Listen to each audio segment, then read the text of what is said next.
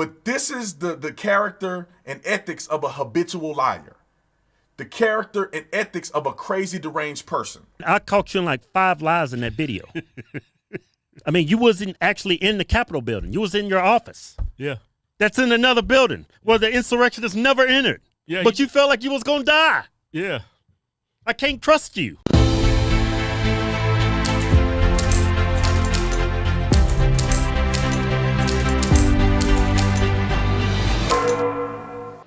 AOC is a complete liar. I said it on the video yesterday that she's a flaming liar. She got on Instagram the other day and made up this whole thought process and story and drama of her being in the Capitol building, and they were banging through the doors and she's hiding behind the doors, peering through the crack of the door, wondering if she's going to survive. It didn't happen. She wasn't even in the Capitol building where the Capitol building was stormed. Other politicians who share an office 2 doors down from her made the statement to say she's lying because her office is actually 2 doors down from mine, and they didn't even make it this far because they didn't come near us. They weren't even near us. She made it up. This is the character and ethics of a habitual liar. The character and ethics of a crazy, deranged person. She says she was in her office. You say your office is just 2 doors down. Did you feel threatened on that day, Congresswoman? Oh, yes. I mean, there are different varying levels of fear, and no one is discounting the fear that she felt. I felt fear. All of us felt fear and trauma from that day. It was a harrowing experience. No one's discounting that, but I deal in facts. And to intimate and allow the exaggeration of the experience, ducks, we felt like sitting ducks. But no insurrectionist, no violent rioter roamed the halls of the Cannon office building. They didn't breach our office building. I just don't find you credible. Yeah. I mean, I caught you in like 5 lies in that video.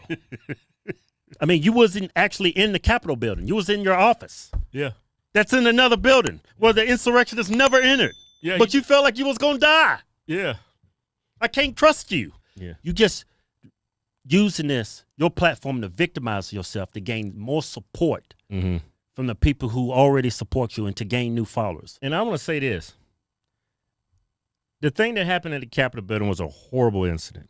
Yeah. If you're going to call them insurrectionists, you got to call your own followers, constituents, Black Lives Matter movement, Antifa.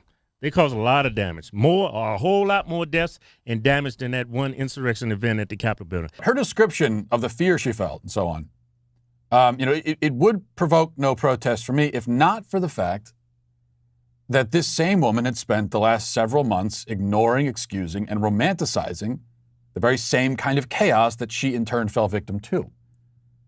Now, I've played this before, but let's remind ourselves, so I think it could be helpful too.